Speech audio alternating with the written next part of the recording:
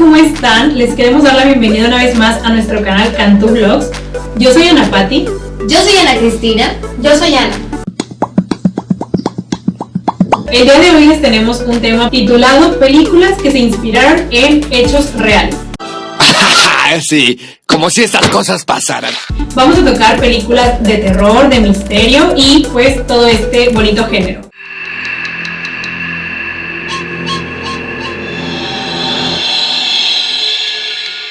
No queremos empezar sin decirles que por favor se suscriban, le den like, comenten y compartan nuestro contenido para poder llegar a más personas y que esta comunidad siga creciendo. Sin más, ¡comenzamos!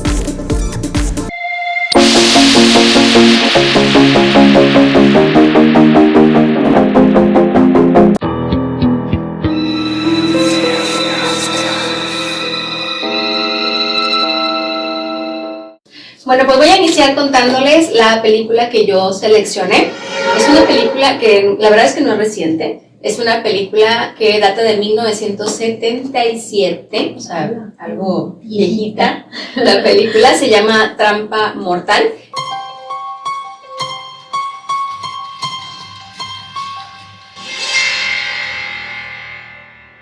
Que en inglés realmente, ya ven que luego les cambian los nombres y termina siendo otra cosa totalmente, pero bueno, se llama Eaten Alive. Esta película realmente pues se desarrolla en los pantanos de Luisiana, donde una persona de nombre Judd, que así se va a llamar el personaje de la película, él es propietario de un hotel y ese hotel pues lo ubica en esa zona. Y pues todos los clientes que entran a este hotel desafortunadamente terminan siendo pues el alimento de su mascota, que es un cocodrilo. Entonces el señor tiene aquí en el hotel, en la parte de atrás, tiene un cocodrilo, ¿no? Al cual alimenta pues, con los pobres huéspedes, y que son pues de diferentes lados, diferentes personas, así que pues le cae de todo el cocodrilo, ¿no? Entonces obviamente es descrito como un psicópata. Y lo extraño y lo más sorprendente de esta película es que realmente tiene su antecedente en una historia real. Entonces, a mí la verdad me llamó muchísima atención porque aunque es algo que realmente es antigua la película, me sorprendió muchísimo que pudiéramos estar hablando de una historia real detrás. Fíjense que hubo un personaje que se llama Joseph, de apellido Ball. Nació en 1867, o sea, realmente es una historia realmente antigua. Y él era conocido como Joe Ball, descrito como un hombre solitario, un chico que de pronto era amante de las armas y que era un excelente tirador. Entonces la verdad es que no tenía como un perfil extraño, ¿no? Desde chico. Se desarrolla dentro de una familia que tenía muchos negocios. Ayudaba a su papá, tuvo que dejar la escuela desde la adolescencia para ayudarle a su papá en el negocio familiar. Después de un tiempo, en abril de 1917, decide enlistarse al ejército. Y en ese momento estaba justamente Estados Unidos integrándose en la Primera Guerra Mundial. Entonces él realmente quería ir a combatir en el frente de batalla y defender a su país, pero al cabo de un par de años resulta ser que lo regresan a su casa con honores y la gente que lo conocía dijeron que algo había cambiado en Joe. Llegó muy cambiado. Ustedes saben que es muy normal.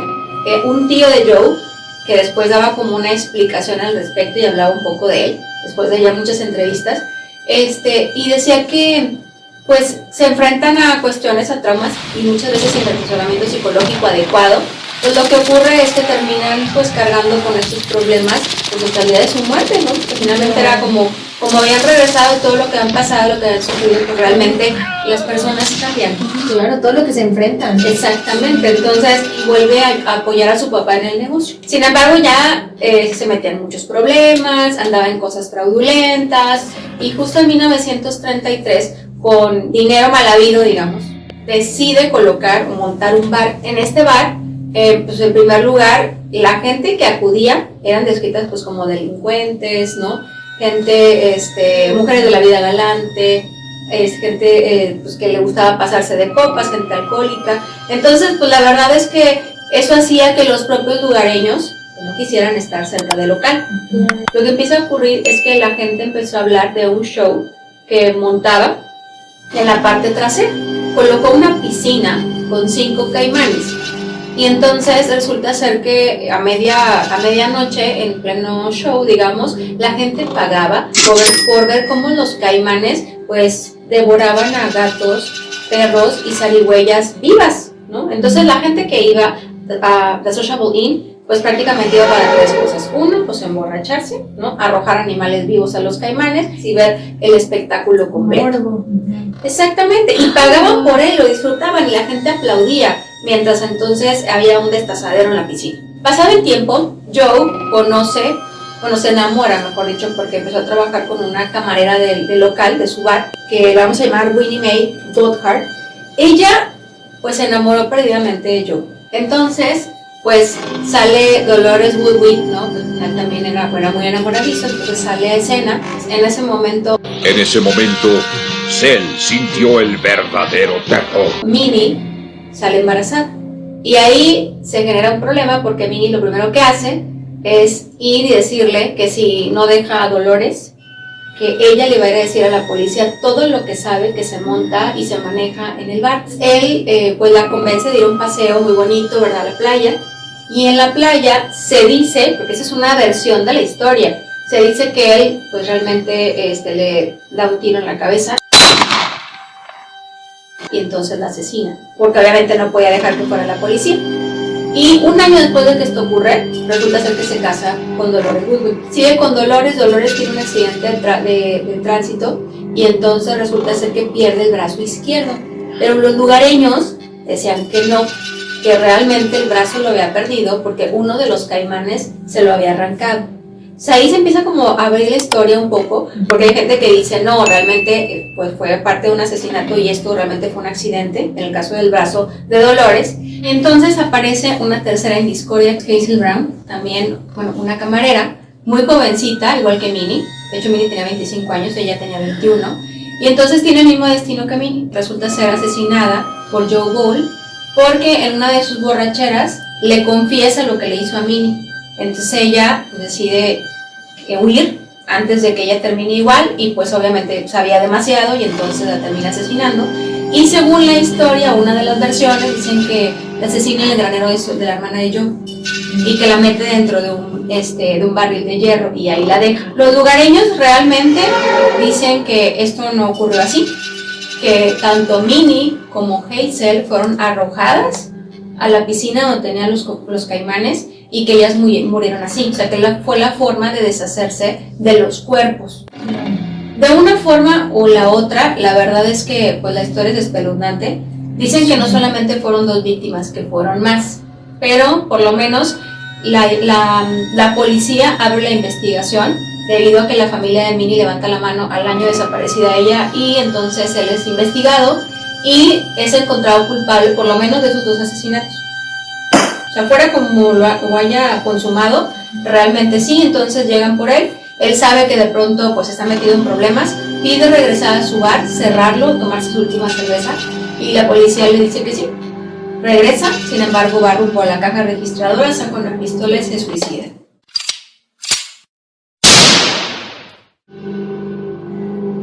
A partir de aquí, bueno, los caimanes son llevados a lo que es el zoológico de San Diego. Importante resaltar acá, y es lo más impactante, es que esta historia fue el antecedente y la antesala para que una película tan importante en Hollywood como es Trampa Mortal o Eaten Alive fuera una película bastante exitosa. Hay una antesala real, entonces todo lo que están viendo, o por lo menos lo que se ve en pantalla, híjole, qué espeluznante saber que realmente había gente que moría así. No, qué horror, no me lo imagino de verdad. Qué espantoso.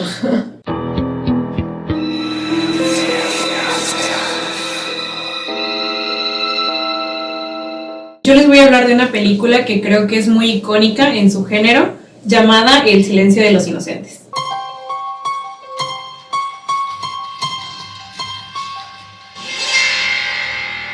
Esta película fue estrenada en 1991, siendo una de las películas con la taquilla más grande en su género y causándole al actor Anthony Hopkins ganar un Oscar a la mejor interpretación. la cual creo que queda bastante justa porque se me hace una película muy muy buena. A census taker once tried to test me. I ate his liver with some fava beans and a nice Chianti. Durante muchos años existió el enigma de en qué estaba inspirado. Thomas Harris, que es el creador de los libros, siempre daba como un nombre falso al doctor, le llamaba el doctor Salazar, pero nunca dijo de dónde era, ni siquiera como señas particulares, pero decía que estaba basada en algo que él vivió de primera mano y a alguien que él conoció y trató durante mucho tiempo sin saber el espeluznante secreto que lo acechaba. Y bueno, no sé si ustedes sabían, pero eso se basa en un doctor mexicano, para ser más precisos, un doctor regiomontano de nombre Alfredo Ballí Treviño. Fuera de lo que se podría pensar, realmente esta persona no cometió canibalismo, eso fue como parte de la imaginación de Thomas, pero ellos se conocieron en 1963 en la cárcel de Topo Chico, en México, porque Thomas iba a entrevistar a varias personas como de la cárcel, a los doctores y sobre todo como policías, para darse una idea para crear una saga de libros de terror basadas en hechos reales. Creo que algo que llama mucho la atención de Hannibal Lecter como personaje es el hecho de que es muy inteligente, pero siempre se mantiene como en mucha calma y sus movimientos siempre son como muy estudiados, es como alguien muy metódico. Y todo esto pues no viene en vano, realmente era así, era persona real, Alfredo. Él cometió un crimen pasional, que fue lo que pasó. Él era un doctor muy reconocido en la ciudad de Monterrey.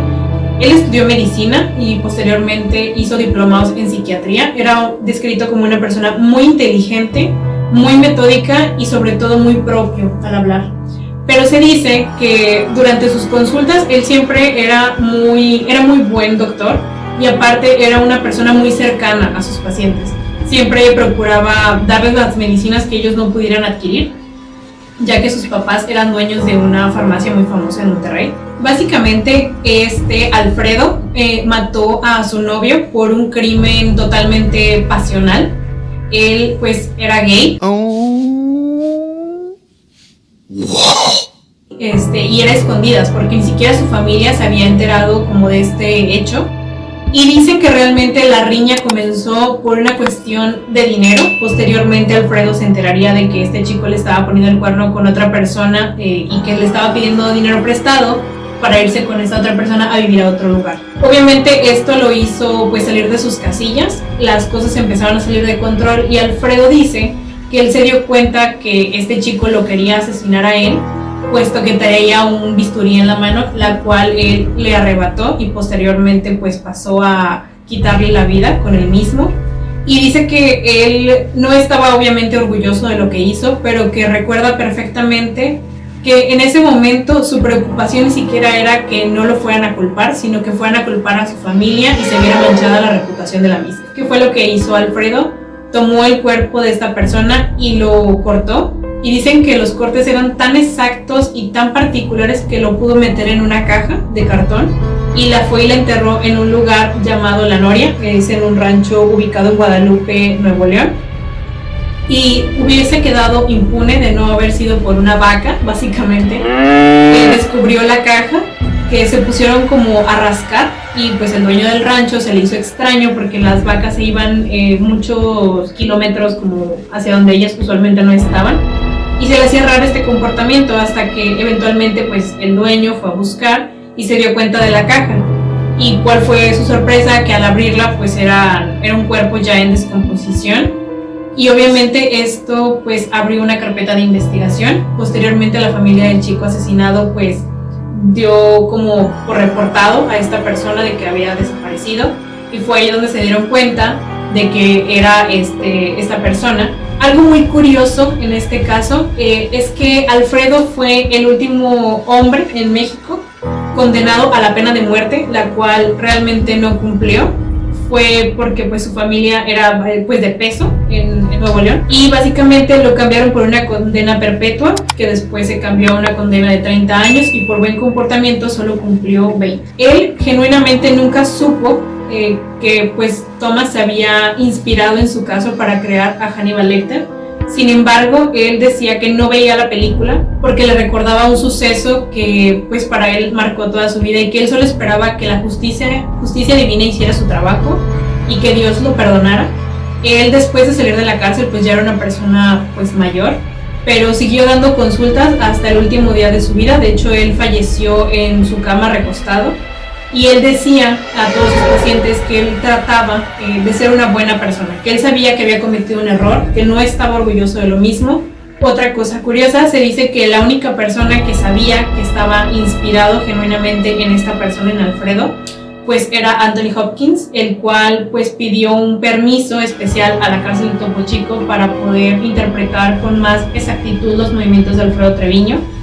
Y Anthony dice que realmente era una persona muy muy metódica y que eso a él le sorprendió muchísimo, porque dice que llegabas pues a su celda y que hablar con él era una persona muy correcta, era una persona muy propia y utilizaba palabras en inglés pues bastante elaboradas y que hablaba el inglés como un nativo. Y pues se dice que todo eso es por el IQ que tenía Alfredo Treviño. Y algo que sí resaltan mucho y que Thomas después dijo que quería aclarar, todas estas declaraciones son del 2013, están en una entrevista en YouTube, están en inglés pero está muy buena. Y básicamente dice que lo del ser caníbal se le ocurrió a él porque sintió que Treviño no era lo suficientemente oscuro para poder transportar su historia al cine. Pero se me hizo muy muy interesante todo el trasfondo que tenía la historia y pues que muchas veces la realidad supera la ficción. Increíble, mexicano. Se me sorprendió bastante.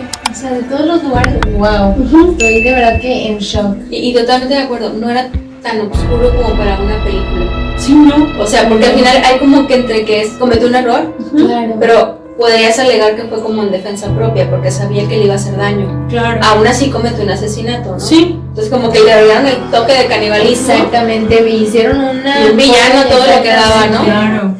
Wow. Bien interesante.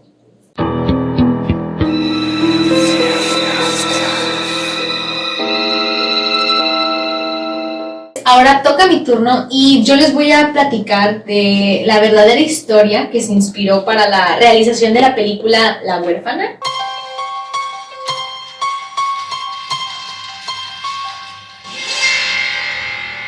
¿Ustedes han visto La Huérfana? Sí. Bueno, La Huérfana es una película muy exitosa, estrenada en el 2009. Esta trata de una familia que decide adoptar a una niña que tiene unos 12 años.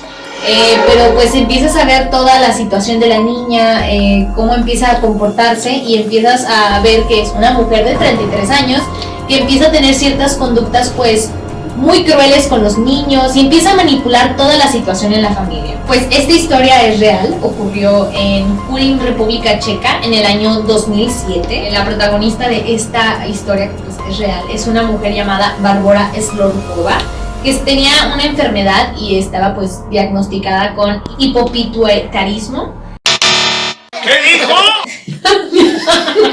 3 horas después. ¿Puedes hacerlo de una vez? Una enfermedad llamada hipopituitarismo, que la hacía lucir una mujer pues más joven, o sea, realmente una niña, y tú notas los rasgos y sí, parece una niña como de entre unos 12, 14 años. Y bueno, antes de empezar a contar pues toda la situación, o el caso más bien de Bárbara, quiero empezarles a contar sobre una tal Clara Mauderova, una mujer nacida en 1975 que tiene un papel pues muy importante en todo este caso. Y bueno, ella es de República Checa y pues desde muy niña mostró problemas y trastornos mentales. Ella misma afirmaba que era la reencarnación de Juana de Arco, que había venido al mundo porque Dios le tenía una misión. Incluso pues era una mujer, o más bien es una mujer diagnosticada con esquizofrenia. Pues se dice que durante toda su infancia así estuvo. Y llega a la universidad, conoce a un hombre que se comenta que era un hombre pues mayor que ella. Se casan, tienen hijos, pero pues en un tiempo deciden separarse, se separan. Y ella pues decide ser madre soltera de tiempo completo y se comenta que era una madre ejemplar, realmente cuidaba, amaba a sus hijos, Pero empieza ella en un corto tiempo a presentar como otra vez cuestiones y situaciones de trastornos mentales, empieza a tener como ciertas depresiones, ya que pues dejaba a los niños en la escuela y ella empezaba como con una cuestión de soledad y así. Entonces se pone en contacto con su hermana Caterina, pues realmente se sentía muy sola y le invita a vivir con ella y con sus niños. Y también se comenta que Caterina pues tenía ahora sí que también una cuestión, un trastorno. Deciden vivir ellas dos juntas con los niños y aquí es donde la cosa empieza a estar pues más interesante porque conocen a Bárbara. Y bueno, como ya les había comentado, Bárbara tenía problemas mentales y estuvo pues ahora sí que internada en un hospital psiquiátrico y ella estaba diagnosticada con una situación. Como les comentaba, tenía una enfermedad pues hacía que pareciera una niña de 12, 14 años. Entonces cuando la conocen, ella pues comentaba que había sufrido abuso por parte de su familia y también en el refugio donde la tenían.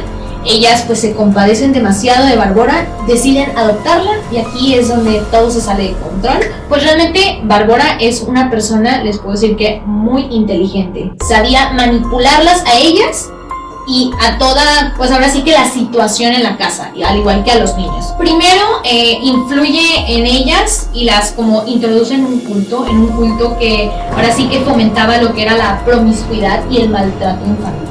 Aquí empieza como un tema muy muy delicado. Ellas estaban convencidas de seguir en este culto, pero al mismo tiempo esta Clara pues seguía siendo una madre ejemplar, cosa que a Bárbara le daba muchos celos y también pues es una de las tantas cuestiones que se comentan que al parecer Bárbara estaba enamorada de Clara y le daba muchos celos de que pues ella tuviera tanta atención hacia sus niños, tantos cuidados, tanto amor, que por eso empieza a hacer como ciertos actos de poner a los niños en contra de Clara. Empieza a acusarlos de ciertas acciones o travesuras que hacían los niños. Pues ahora sí que meterle ideas a Clara y a Caterina en la cabeza de que los castigaran, castigos muy muy muy crueles. Empiezan a subir cada vez más los castigos, la manera en la que trataban a los niños. Clara cambió completamente su actitud con los niños, de ser esa madre ejemplar, comienza a ser una madre realmente pues terrible con ellos. Bárbara las dominaba tan bien a las dos que le sugirió a Clara que era una buena idea meter a los niños en una jaula.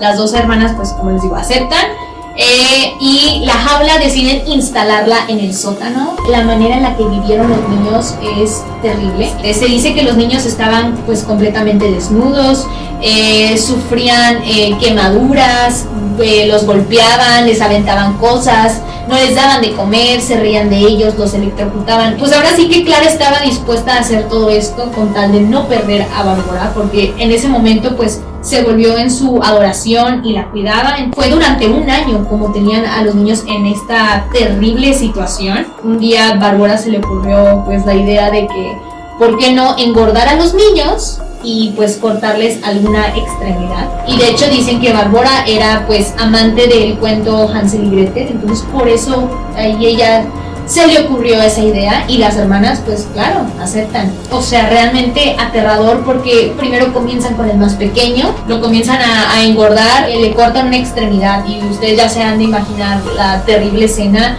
El niño, o sea, agonizando, el otro, su hermano desesperado porque pues está viendo cómo están haciendo esa situación.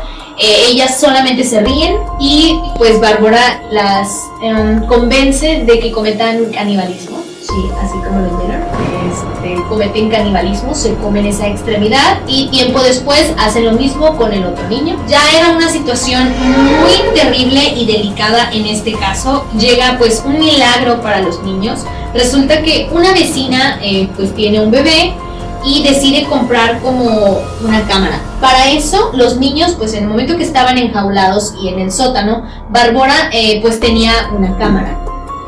Donde vigilaba pues lo que estaban haciendo los niños, si gritaban, si lloraban y así. Pues en el momento que la vecina y su esposo instalan la cámara, pasa algo de que la señal se conecta y empiezan a ver la situación de los niños, cómo los tenían, cómo estaba el niño asomado. Entonces pues deciden llamar a la policía llega y lo que ve son 3 niños.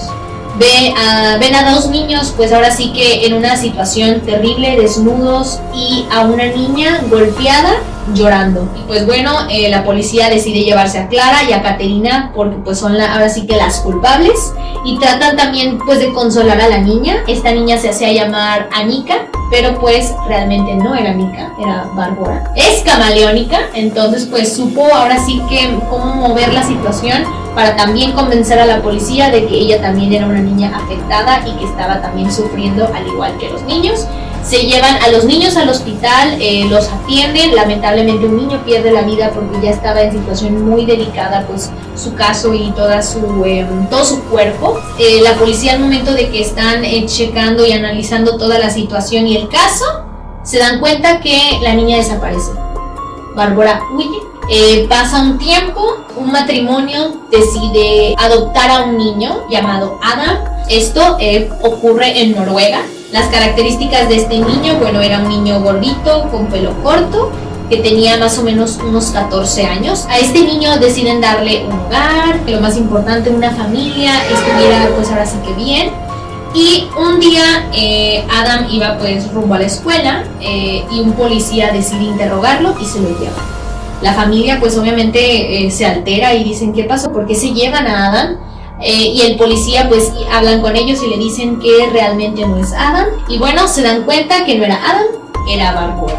Y sí, ahora sí que pues Bárbara es una chica camaleónica que supo cómo zafarse de toda la situación, esperó a que pasara el tiempo, decide engordar, decide hacer todo ese cambio pues radical, pero pues al final la atrapan. Empiezan pues ahora sí que todos los juicios. A Caterina y a Clara pues les dan más o menos como 12 años de prisión, mientras que a Bárbara pues también entra a prisión, pero durante 5 años deciden pues realizarle exámenes psiquiátricos para ahora sí que analizar bien, y en 2011 sale de prisión y desde entonces no se sabe absolutamente nada de Bárbara. Yo cuando me enteré de todo esto dije, no puede ser, o sea, ¿qué? ¿Cómo es que no saben? ¿Cómo es que no detuvieron a Bárbara? ¿Cómo es que no ahora sí que detuviera una cadena perpetua? Y el único testigo que pudo decir toda la situación para que metieran a la cárcel a Clara y a Caterina, y también pues durante un tiempo a Bárbara, fue el niño que sobrevivió. De hecho dicen que el niño sigue viviendo con su padre. Realmente me explotó la cabeza cuando supe que Bárbara, o sea, nadie sabe dónde está. Así como dijiste en la última historia, la realidad superó la ficción. O sea, este caso está peor todavía que la película. Sí. Claro, está súper. Pero el tema del canibalismo. Exactamente.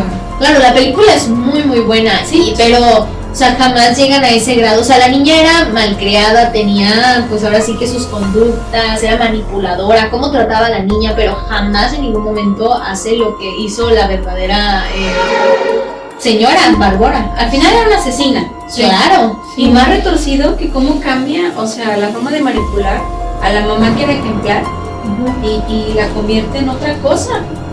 Sí, no, psicópata por donde la veas. Claro. O sea, Diagnosticada. O sea, sí, muy cañón. Demasiado peligroso. Es muy pegriloso, muy pegriloso.